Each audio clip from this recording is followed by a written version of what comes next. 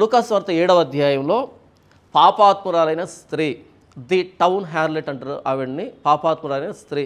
ఆ స్త్రీ ప్రభువైన యేసుక్రీస్తు దగ్గరికి వచ్చి ఆయన పాదాల మీద పడి ఆయన పాదాలను ముద్దు పెట్టుకొని ఆవిడ కన్నీళ్ళతో తడుపుతూ తల వెంట్రుకలతో తుడుస్తూ ముద్దులు పెట్టుకుంటూ ఆవిడ ఏడవడం జరిగింది, పశ్చాత్తాపడడం జరిగింది. పాపాత్మురాలైన స్త్రీ పేరేమన్నా? పేరు లేదు, ఆవిడ చేస్తున్నటువంటి పనిని ప్రస్తావించడం జరిగింది. ఓకే. ది టౌన్ హ్యార్లెట్ అని అంటారు. అంటే ఆవిడ వృత్తి, అంటే ఆ రోజుల్లో వ్యభిచారం చేసేవాళ్ళు, అలాగే పీల్చేవాళ్ళు. అయితే ఆ పాపాత్మురాలైన స్త్రీ ప్రభువైన యేసుక్రీస్తు పాదాల మీద పడింది. ఆయన వయసు అప్పటికి 30 నుంచి 33 సంవత్సరాల వయసు. అంత వయసులో ఉన్నటువంటి ఆ పాదాల మీద పడి ముద్దు పెట్టుకోవడం ఇంత చేసిందంటే ఆయనలో ఎంత పరిశుద్ధత కనిపించింది. మనకు తెలుసు కదా, పాపం చేసేటువంటి వాళ్ళు ప్రతి ఒక్కరిని తప్పుడు దృష్టితో చూస్తారు. కానీ యేసుప్రభువుని చూసినప్పుడు ఆవిడికి ఆ పశ్చాత్తాపం కలిగింది. తర్వాత లూకాసు వార్త 11వ అధ్యాయంలో ఒక స్త్రీ ఆ జనసమూహం నుంచి కేకలు వేసి, నిన్ను మోసినటువంటి గర్భం, నీవు కుడిచిన స్తనాలు ఎంత ధన్యములైనవని కేకలు వేస్తా, అంటే నీలాంటి కొడుకు నాకు ఎందుకు పుట్టలేదు అంటున్నట్టుగా. అంటే ప్రభువైన యేసుక్రీస్తుని చూసినప్పుడు ఆనాటి సమాజంలో ఆయన నాకు కొడుకు ఎందుకు కాలేదని ఒక స్త్రీకి, ఆయన పాదంలో పడి పాపాలు ఒప్పుకోవాలి, పశ్చాత్తాపడాలన్నట్టుగా ఒక వ్యభిచారమందు స్త్రీకి అనిపించినప్పుడు యేసుప్రభువులో ఎంత పరిశుద్ధత ఉంది. లూకాసు వార్తలో ప్రస్తావించబడినటువంటి ఆ పాపాత్మురాలైన స్త్రీ పేరు ఉందా అని అడిగాను. ఈయన లేదన్నారు. కానీ ఆ పాపాత్మురాలైన స్త్రీలు ఎవరో కాదు, మగ్దలేని మరియా. ఈ విషయాన్ని యోహాను సువార్తలో రాశారు. ఆయన మీద అత్తరు కొమ్మరించి పాదాలు తుడిచినటువంటి స్త్రీ మగ్దలేని మరియా. అయితే లూకాసు వార్తలో పాపాత్మురాలైన స్త్రీ ఎందుకు రాశారు? ఇది ఒక పాయింట్ నాది. అంటే మేరీ మ్యాగ్దలేని పాపాత్మురాలైన స్త్రీ ఎందుకు ప్రస్తావించాడు? అదే మత్తయి మార్కు దగ్గరికి వెళ్తే ఒక స్త్రీ అని చెప్పారు. ఆ స్త్రీ ఎవరో తెలియదు, అనామకురాలు అన్నట్లుగా మత్తయి మార్కులో మాట్లాడారు. లూకాసు వార్తలో పాపాత్మురాలైన స్త్రీ అని మాట్లాడాడు. కానీ యోహాను సువార్తలో రివీల్ చేశాడు ఆ స్త్రీ మగ్దలేని మరియా అని చెప్పి. చెప్తారా?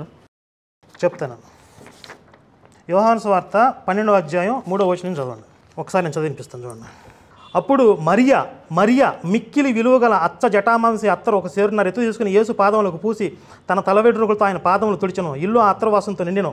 ఆయన శిష్యుల్లో ఒకడు అనగా ఆయన అప్పగింపనన్న ఇస్కరియోతు యోధ ఈ అత్తరెందుకు 300 దేనారాలకి అమ్మి బేదలకు ఇయ్యలేదనను. వాడు ఇలాగ చెప్పింది బేదల మీద శ్రద్ధ కలిగి కాదు, కానీ దొంగ అయ్యి ఉండి తన దగ్గర డబ్బు సంచి ఉండినందున దాంట్లో వేసి దొంగలిస్తూ వచ్చాడు. కాబట్టి యేసు నన్ను పాతిపెట్టి దినం వరకు ఆమెను దీన్ని నుంచుకొననీయుడి, బేదలు ఎల్లప్పుడూ కూడా మీతో ఉన్నారు, నేను ఎప్పుడు మీతో ఉండను అని యేసు ఆమెను సమర్థించాడు. ఎందుకు ఇంత విలువైన అత్తరు వేస్ట్ చేస్తుందని చెప్పి యోధ మాట్లాడాడని చెప్పారు. అదే మిగిలిన సువార్తల్లో కొందరు శిష్యులు మాట్లాడారని ఉంటుంది. కాంట్రడిక్షన్స్ ఇవన్నీ కూడా. ఇక్కడ కేవలం ఒక్క ఇస్కరియోతు యోధ మాట్లాడాడని చెప్పారు. మిగిలిన సువార్తల్లో కొందరు శిష్యులు, ఒక్క యోధ కాదు కొందరు శిష్యులు అని ఉంది. ఈ పాయింట్ కూడా మీరు గమనించండి. అయితే ఇక్కడ కీలకమైన పాయింట్ ఏంటంటే మరియా, మగ్దలేని మరియా. ఈ మరియా ఎవరో కాదు, లాజరు వీళ్ళ తమ్ముడు చచ్చిపోతే యేసు బతికించాడని చెప్పి రాశారు సువార్తల్లో. ఆ లాజరు సహోదరి మరియా ఈవిడ మగ్దలేని మరియా. మరి మగ్దలేని మరియని లూకాసు వార్తలో ఎందుకు పాపాత్మురాలను చేశారు? దీనికి సమాధానం కావాలి. అయితే కర్ణాక సుగుణ గారు కొన్ని విషయాలు లేవదీస్తాడు. అదేంటంటే లూకాసు వార్తలో యేసుప్రభు పాదాలకి అత్తరు పూసినటువంటి ఆవిడ మగ్దలేని మరియా అనేటట్టుగా ఆయన ఇంతవరకు క్రైస్తవులకి అసలు అంతుపట్టినటువంటి విషయాన్ని ఆయన చెప్పడం జరిగింది. వాస్తవానికి లూకాసు వార్త 7వ అధ్యాయంలో అత్తరు పూసినటువంటి స్త్రీ ది టౌన్ హ్యార్లెట్ అని వ్రాయబడింది. మత్తయి వార్త 26వ అధ్యాయంలో ఒక సీమోను ఎంట ఒక స్త్రీ ఆయనకు అత్తరు పోస్తుంది, అదొక సందర్భం. ఇక మూడో సందర్భం ఏంటంటే యోహాను వార్త 12వ అధ్యాయంలో లాజరు సహోదరి అనేటువంటి మరియా అత్తరు పోస్తుంది. అంటే బైబిల్లో 3 సందర్భాల్లో యేసుప్రభు పాదాలకి అత్తరు పూయబడింది అనేటువంటి విషయం కర్ణాక సుగుణ గారు ఎందుకు గమనించలేదో మరి నాకైతే అర్థం కాలేదు. లూకాసు వార్త 7వ అధ్యాయంలో ది టౌన్ హ్యార్లెట్, తర్వాత మత్తయి వార్త 26వ అధ్యాయంలో ఆయన పునరుద్ధానానికి సంబంధించి ఆయన మరణానికి సంబంధించినటువంటి ముంగుర్తుగా ఆవిడ అత్తరు పోయడం జరిగింది. దాన్ని యేసుప్రభు శిష్యులు అడిగినప్పుడు ఆయన నివారించడం కూడా జరిగింది. ఈవిడ నా భూస్థాపన నిమిత్తం ఇలా చేసిందని, అది 2వ సందర్భం. ఇక 3వ సందర్భం ఏంటంటే 12వ అధ్యాయం 3వ వచనం యోహాను సువార్తలో లాజరు సహోదరి అత్తరు పూస్తుంది. 3 సందర్భాలు, ప్రత్యేకమైన సందర్భాలు అవి, ఒకటి కాదు. లేదండి అవన్నీ ఒకటే. ఆవిడ మగ్దలేని మరియా అంటే నేను అడుగుతున్న ప్రశ్న ఏంటంటే సో వాట్? అయితే ఏంటి? మగ్దలేని మరియా అయితే ఏంటి?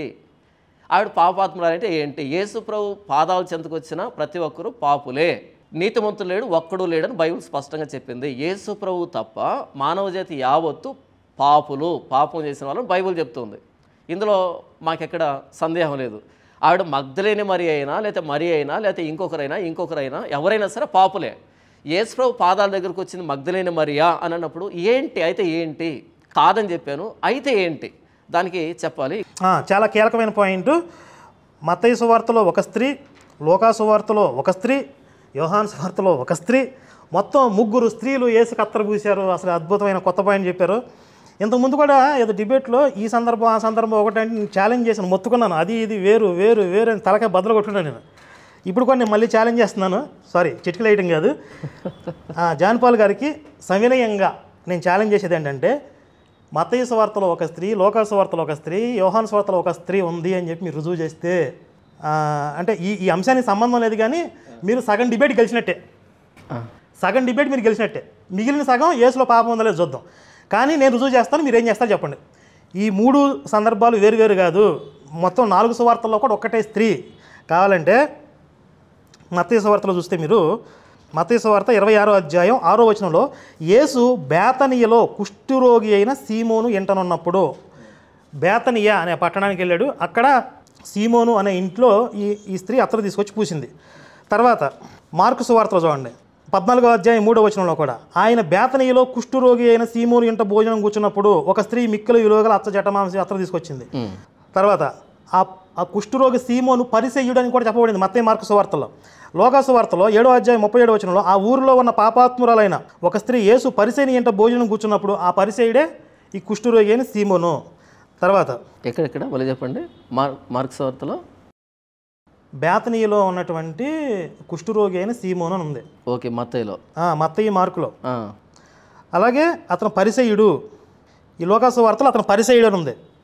వాళ్ళిద్దరూ ఒకటేనా? బేతనీయలో ఉన్నటువంటి కుష్ఠరోగి సీమోను, ఈ పరిసయ్యుడు ఒకటే. తర్వాత యోహాను సువార్తలో 12వ అధ్యాయం 1వ వచనం చూడండి, కాబట్టి యేసు తాను మృతుల్లో నుండి లేపిన లాజరు ఉన్న బేతనీయకు పస్కా పండుగకు 6 దినములు ముందుగా వచ్చెను. మీరు మత్తయి సువార్తలో బేతనీయ అనే పట్టణం ఉంది, యోహాను సువార్తలో కూడా బేతనీయ అనే పట్టణంలోనే ఇది జరిగింది. కాబట్టి మీరు చెప్పినట్లుగా మత్తయి సువార్త వేరు, యోహాను సువార్త వేరు, లూకా సువార్త వేరు కాదు. ఇప్పుడు మీరు చెప్పేది ఎలా ఉందంటే, మత్తయి సువార్తలో సిలువేసిన యేసు వేరు, మార్కు సువార్తలో సిలువేసిన యేసు వేరు, యోహాను సువార్తలో మొత్తం 3 యేసులు 4 యేసులు ఉన్నారు, ఒక్కొక్క సువార్తలో సిలువేసిన యేసు వేరు అని చెప్పి మీరు చెప్పినట్టుగా ఉంది. అలాగే మత్తయి సువార్తలో కన్యకి పుట్టిన యేసు వేరు, మార్కు సువార్తలో కన్యకి పుట్టిన, మీరు చెప్పిన దాని ప్రకారం మొత్తం 4 యేసులు వస్తారు, 4 సంఘటనలు ఉంటాయి. ఒకే సందర్భాన్ని 4 సువార్తల్లో చాలా చోట్ల రిపీట్ చేశారు. అలా రిపీట్ చేసిన సందర్భాలలో ఈ స్త్రీ అత్తరు పూయటం, దానికి శిష్యులు అభ్యంతరం చెప్పడం, నేను ఎక్కడెక్కడైతే నా సువార్త ప్రకటించబడుతుందో అక్కడక్కడ ఈ స్త్రీ శ్లాఘించబడుతుంది అని యేసు చెప్పిన సందర్భం మొత్తం 4 సువార్తల్లో ఒకటే సందర్భం. మీరు మొత్తం ఇప్పుడు నేను ఏదో కొత్త పాయింట్ రైజ్ చేసి, మీ తెలియని విషయం రైజ్ చేశాను కాబట్టి మీరు దాన్ని ఎస్కేప్ అయ్యే దూరంలో ఇంకో కొత్త ఉచ్చు తగిలించుకుంటున్నారు, 3 వేరు అని చెప్పి. దీన్ని మీ క్రైస్తవులు ఒప్పుకోరు. కాకపోతే ఇక్కడ నా ప్రశ్న ఏంటంటే, లూకా సువార్తలో మరియని పాపాత్మురాలైన స్త్రీ ఎందుకు సంబోధించారు? దానికి మీరు చెప్తూ, సరే ముగ్గురు కాదు ఒకటే స్త్రీ అయ్యి ఉండొచ్చు, ఆ మరియ అయ్యి ఉండొచ్చు, అయితే ప్రతి ఒక్కళ్ళు కూడా పాపాత్ములే కదా, ఆ లెక్కలో మరియ కూడా పాపాత్మురాలే అంటే తప్పేంటి అని మాట్లాడారు. కానీ ఇందులో చాలా కీలకమైనటువంటి మర్మం ఉంది. ప్రియమైన దేవుని బిడ్డలారా, క్రైస్తవులారా, మీరందరూ కూడా ఈరోజు ఒక గొప్ప విషయాన్ని తెలుసుకోబోతున్నారు ఈరోజు. తర్వాత కీలకమైన పాయింట్ చెప్తాను అని ఛాలెంజ్ అని 3 స్త్రీలు చూపెడతాను అనేట్టుగా సగం డిబేట్ గెలిచినట్టే అనేటట్టుగా అన్నారు. చూద్దాం మరి. మా కరుణాకర్ సుగ్న గారు చెప్పినటువంటి దాంట్లో మత్తయి సువార్త 26వ అధ్యాయంలో, అంటే ఈ 3 ఒకటి కదని చెప్పేదాన్ని చెప్తున్నాను. మత్తయి సువార్త 26వ అధ్యాయము 6వ వచనం నుంచి, యేసు బేతనీలో కుష్ఠరోగి అయిన సీమోను ఇంట ఉన్నప్పుడు ఒక స్త్రీ మిక్కిలి విలువగల అత్తరు బుడ్డి తీసుకుని ఆయన పాదముల ఎద్దుకు వచ్చి ఆయన భోజనంలో కూర్చుని ఉండగా దాన్ని ఆయన తల మీద పోసెను. ఎక్కడ పోసారంట? తల మీద పోసారంట. ఇకపోతే యోహాను సువార్త 12వ అధ్యాయాన్ని మనం చూసినప్పుడు అక్కడ ఏం జరుగుతుందంటే, ఆయన పాదాల మీద పోసి అని ఉంటుంది. అక్కడ యోహాను సువార్తలో రాయబడింది ఏంటంటే 100 దేనారాలు అంటే 150 రూపాయలు కావచ్చు అనేటువంటి మాట ఇక్కడ ప్రస్తావించబడింది. ఇక్కడ విలువ చెప్పబడలేదు. తర్వాత లూకా సువార్త 7వ అధ్యాయంలో ఏంటంటే ది టౌన్ హ్యార్లెట్ అనేటువంటి మాట రాయబడింది. మత్తయి సువార్తలో పేరు లేనటువంటి స్త్రీ, లూకా సువార్తలో పాపాత్ములైన స్త్రీ, యోహాను సువార్తలో మరియా అని స్పష్టంగా రాయబడింది. ఇకపోతే ఆ కుష్ఠరోగి సీమోనే పరిసైడ్ అనేటట్టుగా రాయబడింది.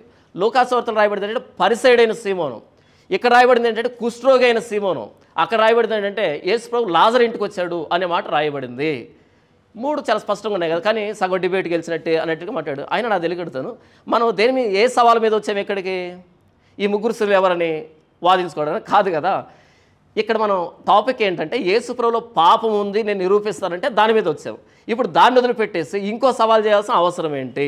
అసలు ఈ 3 సువార్తల్లో చెప్పబడిన స్త్రీ ఒక్కటైతే ఏంటి, కాకపోతే ఏంటి, ఇది సమస్య ఇప్పుడు జాన్ పాల్ గారికి. దీనికి ఇప్పుడు సంబంధం ఏంటి అసలు, అంటే మనం తీసుకున్నటువంటి టాపిక్ను దీనికి సంబంధం ఏంటి అని అడుగుతున్నారు.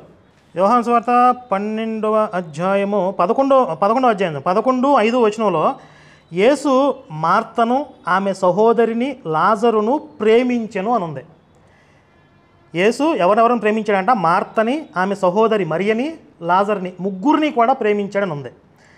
ఏ విధమైనటువంటి ప్రేమ ఇది? ఇది కొంచెం సందేహాస్పదంగా ఉంది. ఎందుకు చెప్తా వినండి, నేను అక్కడికే వస్తున్నా. ఈ లాజరు చచ్చిపోయిన తర్వాత చచ్చిపోయాడని చెప్పి రాశారు యోహాను సువార్తలో 11వ అధ్యాయం 21వ వచనంలోకి వెళ్తున్నాను. ఒకసారి జాగ్రత్త చూడండి. 11వ అధ్యాయం 21వ వచనంలో మార్త యేసుని ఎదుర్కోవడానికి వచ్చింది. అంటే ఈ లాజరు చచ్చిపోయాడు కాబట్టి నేను వెళ్ళి అతను లేపుదానని చెప్పి బయలుదేరిన తర్వాత మార్త అతన్ని ఎదుర్కోవడానికి వచ్చింది. దీనికంటే ముఖ్యమైనది ఇంకొక పాయింట్ ఇంతకుముందు ఆయన చెప్పారు, లాజర్ ఇంటికి పోయాడు. ఈ అత్తరు పోసిన సందర్భంలో యేసు లాజర్ ఇంటికి పోయాడని మీరు చెప్పారు. లాజర్ ఇంటికి పోయాడని కాదు, లాజరు ఉన్న బేతనీయ పట్టణానికి వచ్చాడని ఉంది. లాజర్ ఇంటికి పోయాడని కాదు. మొత్తం అన్ని చోట్ల ఉన్నది ఒకటే స్త్రీ. అయితే మీరేమంటున్నారు, ఒక చోట తల మీద పోసింది, ఒక చోట పాదాల మీద పోసింది, 2 చోట్ల 2 రకాలుగా ఉంది కదా. మొత్తం మీరు అన్ని సందర్భాల్లో కూడా అక్కడ శిష్యులు అభ్యంతరం చెప్పారు. నా సువార్త ఎక్కడెక్కడైతే ప్రకటించబడుతుందో అక్కడ ఈమె సన్మానించబడుతుంది, కీర్తించబడుతుందని చెప్పాడు. మొత్తం ఆ సందర్భంలో జరిగిన కాన్వర్జేషన్ అంతా కూడా 4 సందర్భాల్లో ఒకటే. కాకపోతే తల మీద పోసింది, పాదాల మీద పోసింది, కాంట్రడిక్షన్ ఉంది. ఇది ఒక్కటే కాదు, బైబిల్లో మీకు చాలా చోట్ల కాంట్రడిక్షన్స్ ఉంటాయి. యేసుని పట్టుకోవడానికి వచ్చినప్పుడు కాంట్రడిక్షన్స్ ఉన్నాయి. అప్పుడు యోహాను సువార్తలో ఉన్న యేసు వేరు, మత్తయి సువార్తలో ఉన్న యేసు వేరు అని చెప్పాలి. అలాగే యేసు తిరిగి లేచాడు సమాధిలో నుండి అన్నప్పుడు కూడా అక్కడికి వెళ్ళి చూసిన వాళ్ళు ఎవరు? అక్కడ 2 దేవదూతలు ఉన్నారని ఒక చోట, ఒక దేవదూతని ఒక చోట, ముందు మరియ చూసిందని ఒక చోట, ఇంకొకరు చూసారని ఒక చోట. 4 సువార్తలు 4 రకాలుగా ఉంది. కాబట్టి అక్కడున్న యేసు వేరు, ఇక్కడున్న యేసు వేరు అని చెప్పకూడదు. ఈ 4 సువార్తల్లో కాంట్రడిక్షన్స్ ఉండడం సహజం. అయితే 4 సందర్భాల్లో చెప్పబడిన స్త్రీ ఒక్కటే. ఎందుకంటే ఆ సందర్భంలో కాన్వర్జేషను, వాళ్ళు వెళ్ళిన పట్టణం బేతనీయ. అంటే 3 స్త్రీలు ఏకంగా బేతనీలోనే ఉన్నారా? బేతనీలో 3 స్త్రీలు సేమ్ సీన్ రిపీట్ అయిందా 3 సార్లు? ఒకటే సీను, ఒకటే కాన్వర్జేషను. ఏం చెప్తున్నారు అసలు నాకు అర్థం కావట్లేదు.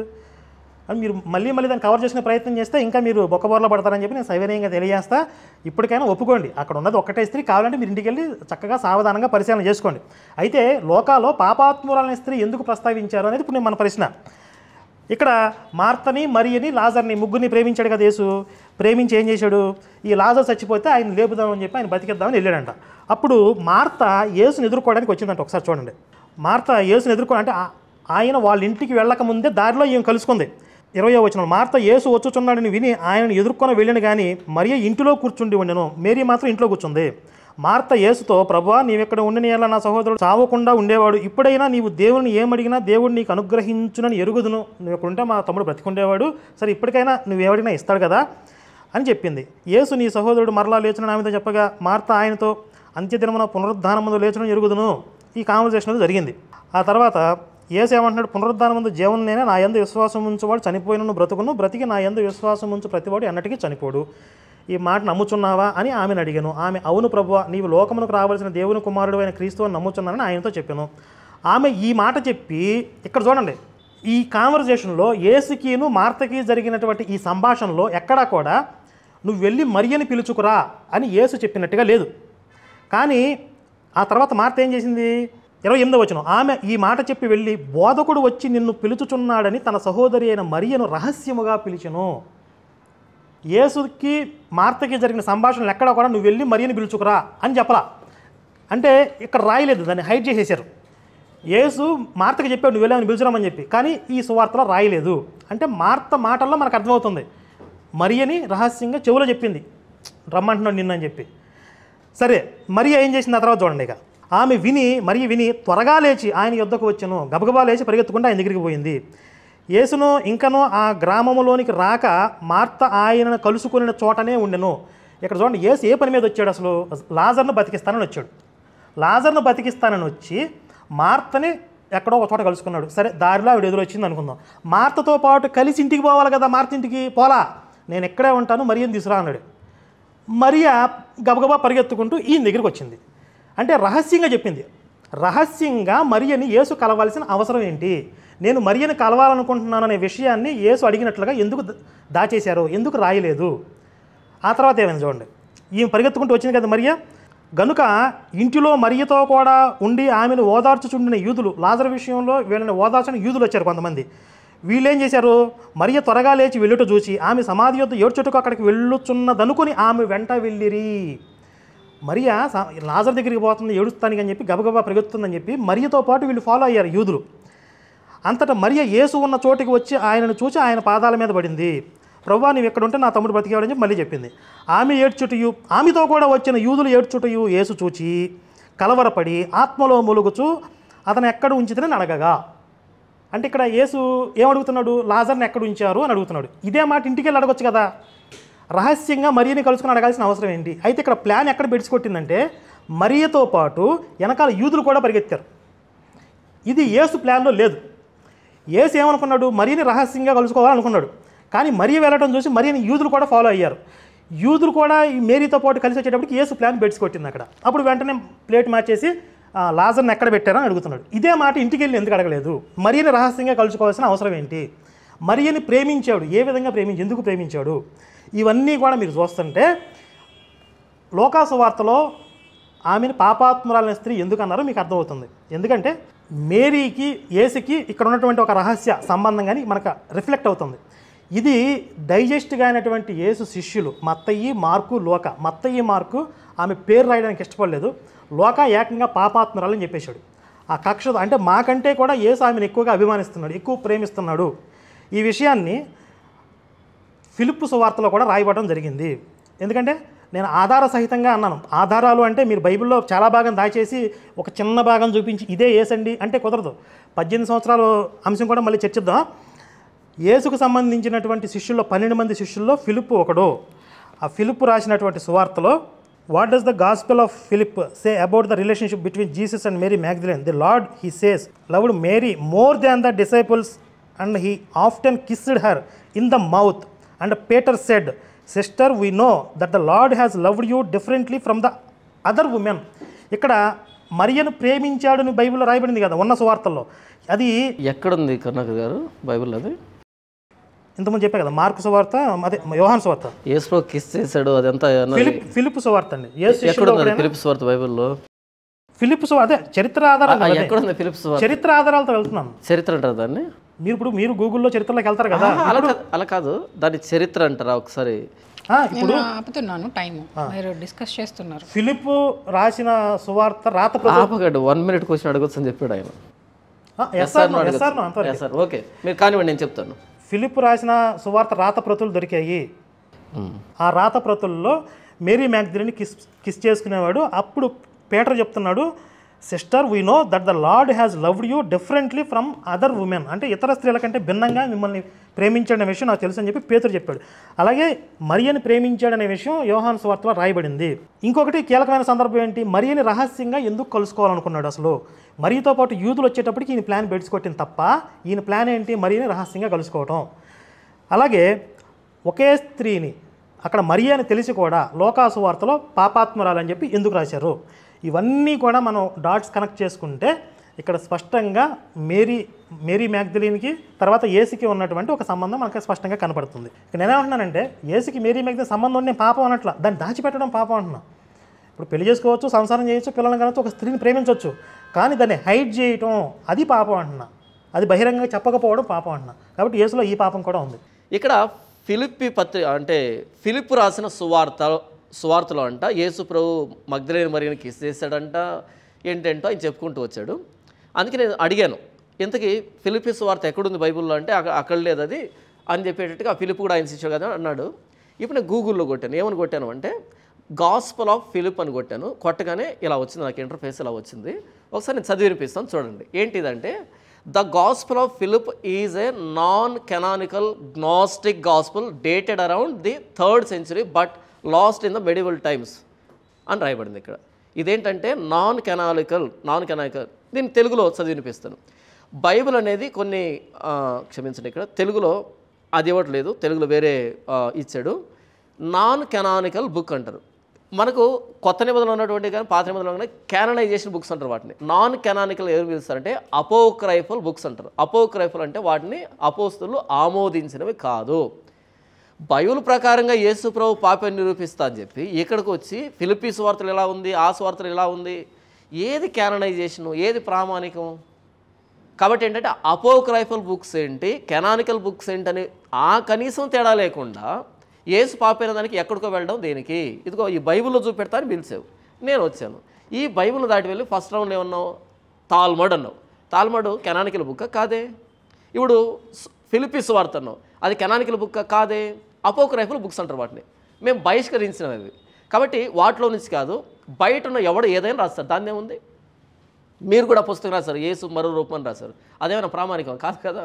కాబట్టి ఎవడు ఏదైనా పుస్తకం రాయొచ్చు, అది కాదు ప్రామాణికం అన్నది. దానికి ప్రామాణికత ఉండాలి, అథెంటిసిటీ ఉండాలి, రిలయబిలిటీ ఉండాలి. కాబట్టి ఇక్కడ ఎప్పుడైతే కెనానికల్ బుక్స్ను దాటి బయటకు వెళ్ళి అపోక్రైఫల్ పుస్తకాన్ని కోట్ చేశారో దాని అర్థం ఏంటంటే బైబిల్లో యేసుప్రభు పాపని లేదు అని ఇండైరెక్ట్గా ఒప్పుకోవడం. ఇకపోతే యేసుప్రభు శిష్యులు డైజెస్ట్ చేసుకోలేకపోయారు, యేసుప్రభు ఆవిడని ఎక్కువ ప్రేమిస్తున్నాడని, అందుకనే వాళ్ళు తప్పించి రాశారని. ఒకవేళ అపోస్తలులు యేసుప్రభుని ఆ ఘట్టాన్ని కనుక డైజెస్ట్ చేసుకోలేకపోతే అసలు దాన్ని రాయరు కదా. వాళ్ళకేంటి కంపల్షన్ ఏంటి? రాయరు కదా, వద్దనుకుంటే రాయరు. ఇకపోతే యేసుప్రభులు ఏదైనా పాపం శిష్యులు కనబడితే ప్రాణం పెట్టడానికి సిద్ధపడతారా? హతసాక్షులు కావడానికి సిద్ధపడతారా? ఎవడైనా దేనికోసం ప్రాణం పెడతాడు? తాను సత్యమని నమ్మిన దానికోసం ప్రాణం పెడతాడు. కానీ ఏదైతే పాపమని వాళ్ళు నమ్ముతారో, ఏదైతే తప్పని నమ్ముతారో అసలు యేసుప్రభుని వాళ్ళే కదా ఏమంటారు, వ్యతిరేకిస్తారు. కాబట్టి ఎక్కడైతే విషయం లేదో దాన్ని ఎందుకు సాగదీయడము, ఇది నేను అడుగుతున్నా. ఇకపోతే యేసుప్రభు లాజరు సమాధి దగ్గరికి వెళ్ళినటువంటి సందర్భాన్ని తీసుకుని వచ్చి ఆయన రహస్యంగా ఎందుకు పిలిపించాడు, రహస్యంగా ఎందుకు పిలిపించాడు, చాటుగా పిలిపించాడు అనే మాట ప్రయోగించాడు ఆయన. చాటుగా, అవును చాటుగానా? యేసుప్రభు ఒక్కడే ఒక గెస్ట్ హౌస్లో చాటుగా ఉంటే అక్కడ రమ్మని పిలిచాడా, లేకపోతే యేసుప్రభుతో పాటు 12 మంది శిష్యులు ఉన్నారా? అది వచ్చిన ప్రశ్న. 7వ వచనంలో ఆయన శిష్యులతో మనం లాజరు దగ్గరికి వెళ్తున్నామని 12 మంది శిష్యులు వెంట పెట్టుకొని మరి వచ్చాడు. 12 మంది శిష్యుల మధ్యలో మరియతో మాట్లాడడాన్ని చాటు, రహస్యం అని పిలుస్తారేమో, మరి నాకైతే తెలియదు. తర్వాత ఎందుకు ఆయన పిలిచాడు అనేది కూడా రాయబడింది అక్కడ. 19వ వచనంలో అనేకులు మరియను మార్తను ఓదార్చడానికి వచ్చారు అనే మాట రాయబడింది. అనేకులు ఉన్నారని రాయబడింది. కనుక ఆయన చాటుగా పిలిచాడు. ఇకపోతే ఆయన చాటుగా పిలవాల్సిన అవసరం ఏంటి? ఓదార్చడానికి ఇంటికి వెళ్ళాలి కదా. ఓదార్చడానికి ఇంటికి వెళ్ళకుండా చాటుకు ఎందుకు పిలిపించాడు అంటే యోహాను సువార్త 5వ అధ్యాయం 14వ వచనంలో యేసు ప్రభు ఒక స్వస్థత చేసి, ఆ బెతెస్దా అయిన కోనేరు దగ్గర స్వస్థత చేసి ఆయన తప్పించుకుని పోయాడు. స్వస్థత చేసిన వ్యక్తి ఎవరో, స్వస్థత పొందిన వాడికి తెలియలేదని రాయబడింది. ఆయన సీక్రెట్గా వెళ్ళిపోయాడు ఆయన. తర్వాత ఏంటంటే మార్కు సువార్త 3:12లో ఆయన స్వస్థత చేసి నా గురించి ఎవరికి చెప్పొద్దని ఖండితంగా ఆజ్ఞాపించాడు ఆయన. తర్వాత వేరే సువార్తల్లో ఆయన బహిరంగంగా సంచరించకుండా రహస్యంగా తిరిగాడని రాయబడింది. యోహాను సువార్త 7వ అధ్యాయంలో యేసుప్రభు వచ్చి సహోదరులకు మాట్లాడుతున్నప్పుడు ఎందుకు రహస్యంగా మాట్లాడుతున్నాం, వెళ్ళి పండగలో మాట్లాడు అనేటట్టుగా మాట్లాడడం జరిగింది. యేసుప్రభు తన పరిచర్యని చాలా మటుకు రహస్యంగా చేశాడు. ఎందుకు అంటే ఆయన పబ్లిక్లో వెళ్ళినప్పుడు ఎక్కువ మంది ఆయన మెసేజ్ వినడం కాకుండా ఎక్కువ మంది ఆయన మీద పడుతూ స్వస్థతల కోసం ఉన్నారు. కాబట్టి ఎంతవరకు ఏం చేయాలో ఆయన ప్రకారంగా ఆయన చేశాడు. కానీ రహస్యంగా వెళ్ళిన ప్రతిసారి ఆయన పాపం చేయడానికి అనేటట్టుగా కాదు ఇక్కడ. అలాగైతే ఆయన స్వస్థత చేసినప్పుడు స్వస్థత పొందినవాడు కూడా ఆయన ఎవరో తెలియలే. కాబట్టి యేసుప్రభు చాటుగా పిలిచాడంటే అక్కడ రాయబడిన మాట ఏంటంటే 19వ వచనంలో అనేకులు వచ్చారని రాయబడింది. 7వ వచనంలో 12 మంది శిష్యులు ఉన్నారు రాయబడింది. 12 మంది శిష్యుల సమక్షంలో వాళ్ళతో మాట్లాడడానికి వచ్చాడు. ఇది చాటేం కాదు, రహస్యమేం కాదు, బహిరంగంగానే యేసుప్రభు మాట్లాడు. కాకపోతే అక్కడికి ఆయన వచ్చాడని తెలిసినప్పుడు ఎందుకు ఇంటికి వెళ్ళలేదు, బయటికి ఎందుకు పిలిచాడంటే ఇంటి దగ్గర చాలామంది గుమికూడు ఉన్నారు కాబట్టి ఆయన మాట్లాడాల్సిన మాట వెళ్ళదు. కాబట్టి ఆయన ఓదార్చడానికి వచ్చాడు. అక్కడ గుంపులో వచ్చినప్పుడు ఆ గుంపు అంతా మీద పడుతుంది. కాబట్టి అసలైన విషయం పక్కకి వెళ్తుంది. కాబట్టి ఆయన బయటకు పిలిచి 12 మంది సమక్షంలో మాట్లాడదాం అనుకున్నాడు. పైగా యేసుప్రభు ఎక్కడికి వచ్చాడు? గెస్ట్ హౌస్కి వచ్చాడు. లేదు, సమాధి దగ్గరికి వచ్చి, ఎక్కడ పాతిపెట్టిన సమాధి దగ్గరికి వచ్చి మాట్లాడుతున్నాడు. అక్కడికి జనాలు ఉన్నారు. ఈ మార్త కలుసుకున్న సందర్భం చూస్తే యేసు ఒక్కడే మార్తతో మాట్లాడినట్టుగా స్పష్టంగా ఉంది. అక్కడ గుంపులతో కూడి మాట్లాడడం లేదు. తర్వాత యేసు ఉన్న రహస్యంగా ఉన్న చోటికి పిలిచాడని చెప్పారు. చూడండి, యోహాను సువార్త 11వ అధ్యాయంలో 28వ వచనం, ఆమె ఈ మాట చెప్పి వెళ్ళి బోధకుడు వచ్చి నిన్ను పిలుచున్న తన సహోదరి మరియను రహస్యంగా పిలిచింది. ఆయన అక్కడ యేసు ఇంకనూ ఆ గ్రామంలోకి రాక మార్త ఆయనను కలుసుకొనిన చోటనే ఉండెను తప్ప ఆయన మూవ్ అవ్వలేదు, ముందుకు వెళ్ళలేదు, ఆ గ్రామంలోకి రాలేదు. అక్కడే మార్త రహస్యంగా వచ్చి కలుసుకున్న ప్రదేశంలోనే మరియను పిలిపించుకున్నాడు. అయితే యేసు అద్భుతాలు చేస్తుంటే గుంపులు గుంపులు వచ్చేస్తారు, అందుకని ఇబ్బంది అయ్యిద్దని చెప్పి అలా హైడ్ అయ్యాడని చెప్పారు. కానీ మీరు ఆ తర్వాత చూస్తే అక్కడ యేసు ఏం చెప్తున్నాడు? 11వ అధ్యాయంలో ప్రార్థన చేస్తున్నాడు. యేసు కన్నులెత్తి ప్రార్థన చేసి 42వ వచనంలో, నీవు ఎల్లప్పుడూ నా మనవి వినుచున్నావని ఎరుగుదును, కానీ నీవు నన్ను పంపితువని చుట్టూ నిలిచి ఉన్న ఈ జనసమూహము నమ్మునట్లు వారి నిమిత్తమై ఈ మాట చెప్పుచున్నాను. అంటే నేను దేవుడి దగ్గర నుంచి వచ్చానని నమ్మించడానికి జనాల ముందు మహత్కార్యాలు చేశాడు, అద్భుతాలు చేశాడని చెప్పి కూడా చాలా సందర్భాల్లో రాశారు. కొన్ని చోట్ల రహస్యంగా చేశాడని రాసినా ప్రజలు నమ్మునట్లుగా చేశాడని చెప్పి కొంతమందిని మీరు వెళ్ళి దేవుడు నీకు చేసిన క్రియలను ప్రచారం చేయమని చెప్పినట్లుగా కూడా ఉంది, పబ్లిసిటీ చేయమని చెప్పినట్లుగా కూడా ఉంది. మరి మీరు ఏది తీసుకుంటారు? అంటే ఆయన ఇంటెన్షన్ ఏంటి? ఆయన ఇంటెన్షన్ ఏంటి? ఇప్పుడు ఆయన చేసినవన్నీ రహస్యంగా దాచేసేసి ఎవరికి తెలియకూడదనే ఆయన అద్భుతాలు చేస్తే వాటి ద్వారా ఈయన నమ్మి రక్షణ పొందాలని కదా. మరి అలాంటప్పుడు ఎందుకు దాచుకుంటాడు? జనాల ముందే చేయాలి. ఆయన అద్భుతం చేస్తే లాజర్ను బతికించిన అద్భుతం జనాల ముందే చేయాలి, అప్పుడే కదా జనాలు నమ్మేది. రహస్యంగా ఎందుకు చేస్తున్నాడు? మరి నమ్మకపోతే చంపేస్తానేంటి? ఇద్దరు మార్గం కదా. కాబట్టి ఆయన అద్భుతం చేస్తే జనాలు చూసేస్తారు అని దాక్కోవటం కాదు అది. ఆయన అప్పటి నుంచి గల్లీలో సంచరిస్తూ రహస్యంగా ఏదో అని చెప్పారు కదా, అది ప్రాణభయంతో సంచరించాడు. అద్భుతాలు చేస్తానని చూస్తున్నారని కాదు, అది కూడా చెప్తాను. కాబట్టి అద్భుతాలనే జనాల మధ్యలో చేయటమే ఆయన ప్రయారిటీ. అయితే ఇక్కడ మరియని రహస్యంగా కలుసుకోవడం అనేది ఇక్కడ తేడాగా కొడుతుంది. ఇక్కడ అది నేను చెప్పాను. ఏం తేడా కొడుతుంది అక్కడ? మరియని ఎందుకు రహస్యంగా పిలిచాడు? అది ఎందుకు పిలిచాడు మీరే చెప్పాలి. అది మీరు పాపాన్ని నిరూపిస్తున్నారు కదా, అక్కడ ఎందుకు పిలిచాడు రహస్యంగా? అది నేను స్టార్టింగ్ నుంచి అడుగుతున్నా. అదే మీరు చెప్పండి అంటున్నాను, దానికి సమాధానం మీరే చెప్పాలి. నేను చెప్పాను కదా, రహస్యంగా ఎందుకు పిలిచాడు? ఆవిడతో మాట్లాడడానికి. యేసు రెగ్యులర్గా మార్త ఇంటికి పోతా ఉండేవాడు. రెగ్యులర్గా? ఒకసారి ఆ మొక్క చూపించండి. కరుణాకర్ గారు ఎంత స్పష్టంగా అబద్ధాలు ఎలా చెప్పగలుగుతారు స్పాంటేనియస్గా? అయ్యో, ఇప్పుడు ఇంతకుముందు కూడా ఆ స్త్రీ ఒకటే ఎక్కడ చెప్తారు? ఇంటికి వెళ్తున్నాడు. ఒకసారి నిజమండి. లోకాసు వార్త 10:38 వచనంలో, వారు ప్రయాణమైపోవచ్చుండగా ఆయన ఒక గ్రామంలో ప్రవేశించను. మార్తా అని ఒక స్త్రీ ఆయనను తన ఎంట చేర్చుకొనెను. ఆ తర్వాత అక్కడ రెగ్యులర్గా వచ్చాడని ఉందా?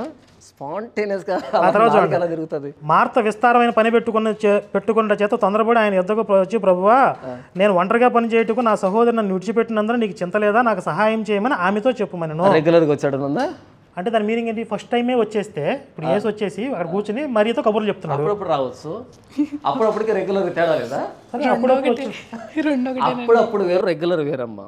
Often, frequent. సరే, అంటే ఆఫ్టన్ అంటే ఒకసారి అది ఫస్ట్ టైం కాదు, అప్పుడప్పుడు పోనీ కొన్నిసార్లు అది చెప్పొచ్చు కదా. ఎందుకు రెగ్యులర్గా అంటే పోనీ అర్థం తీసుకోండి. అంటే రోజు అదే పని స్టార్ట్ చేయడం, రోజు అదే పనిగా అని కాదు. పోనీ అప్పుడప్పుడు మార్త ఇంటికి పోతూ ఉండేవాడు. అయితే వెళ్తూ ఉన్నప్పుడు ఎప్పుడైతే ఇప్పుడు వాళ్ళ కష్టం వచ్చిందో బహిరంగంగా వెళ్ళి వాళ్ళతో మాట్లాడవచ్చు, సానుభూతి చూపించవచ్చు. కానీ రహస్యంగా ఎందుకు కలవాలనుకున్నాడు, ఇది పాయింట్. దానికి మీరు సరైన సమాధానం మీరు చెప్పేశారు అనిపిస్తే ఓకే, జనాలు చూసుకుంటారు. నాకు రాలేదని చెప్తున్నా నేను. రహస్యంగా ఒక స్త్రీని కలుసుకుంటున్నాడు, వాళ్ళని ప్రేమించాడని ఉంది. ఆ ప్రేమ ఏంటి అనేది మనం బయటికి వెళ్తే మీ బైబిల్లో దాచేశారు కాబట్టి బయట ఆధారాలు చూస్తే అర్థమవుతుంది. మరి అక్కడ సంబంధం ఉంది కదా అని మాట్లాడాలా? వాళ్ళు అప్పుడు సమాధానం చెప్పాలి కదా, లేకపోతే పిలాతు అడిగినప్పుడు ఆయన చెప్పాలి కదా. వాళ్ళు ఎన్ని నేరాలు మోపుతున్నా సరే, ఆయనలో ఏ నేరం కనబడకున్నా సరే అన్యాయంగా తీర్పు తీర్చారని బైబిల్ స్పష్టంగా చెబుతూ ఉంటే ప్రేమించాడని ప్రేమించాడని ఉంటుంది. దేవుడు లోకమును ఎంతో ప్రేమించారు. దాని అర్థం ఏంటి? ఇంతకీ అందరికి లవ్ లెటర్లు ఇచ్చి రోజే పూలు ఇచ్చాడనా? కాదు కదా. దేవుడు లోకమును ఎంతో ప్రేమించాను. దాని అర్థం ఏంటి? ఇంతకీ ప్రేమ అంటే ఏంటి? ప్రేమ అనేది 4 విధాలుగా వర్ణించబడుతుంది గ్రీకు భాషలో. Agape love, storge love, eros love, phileo love అని పిలుస్తారు. అగపే, స్టోర్గే, ఎరోస్, ఇంకోటి ఏంటి ఫిలియో. అంటే ఈ 4 రకాల ప్రేమలు ఉంటాయి. అగపే లవ్ అంటే దైవికమైన ప్రేమ, ఎరోస్ లవ్ అంటే రొమాంటిక్ లవ్ అని. అంటే ప్రేమ అన్న ప్రతిసారి యేసుప్రభు ప్రేమించాడంటే ఇక మనలాంటి ప్రేమను అక్కడ ఊహిస్తే ఎలా? కాదు. సహోదర ప్రేమ ఉంది, తల్లిదండ్రుల ప్రేమ ఉంది, భార్యాభర్తల మధ్య ప్రేమ ఎరోస్ లవ్ అంటారు, దాన్ని రొమాంటిక్ లవ్ అంటారు. అగపే లవ్ అంటే దైవికమైన ప్రేమ. ఏ ప్రేమ? దేవుడు లోకాన్ని ప్రేమించాడు, ఆ ప్రేమ ఏంటిది? అగపే లవ్ అని. యేసుప్రభు మరియను మార్తను ప్రేమించాడు, అర్థం ఏంటది? సహోదర ప్రేమ. అది అక్కడ తీసుకొచ్చి యేసుప్రభు ఆవిడ్ని రహస్యంగా పిలిపించాడు. నాకు తెలియగలుగుతాను, ఎంత దారుణంగా వ్యభిచారం చేసే వాళ్ళైనా సరే తమ్ముడు చచ్చిపోయి ఏడుస్తుంటే పిలిచి ప్రేమిస్తారా? అక్కడ అలా పిలుస్తారా? మరీ దారుణంగా కరుణాకర్ గారు ఒక విషయాన్ని మాట్లాడేటప్పుడు యేసుప్రభు ప్రేమించాడు కాబట్టి రహస్యంగా పిలిపించాడు, అక్కడ ఏడ్చి కన్నీళ్ళు పెట్టుకుని మొత్తుకుంటుంటే ఎంత వ్యభిచారులైనా సరే అప్పుడు పిలుస్తారు ఏంటి రమ్మని. దీన్ని మిత్ హంటింగ్ అని పిలుస్తారు. ఎక్కడ పాయింట్ లేదో అక్కడ ఒక పాయింట్ లేవదీసేదానికి యేసుప్రభు పాపాన్ని నిరూపిస్తానంటే ఇదైతే ఇది నిరూపించడం అంటే ఆ సందర్భంలో రాయబడింది కదా. అక్కడ చాలామంది వచ్చారు ఆవిడని ఓదార్చడానికి.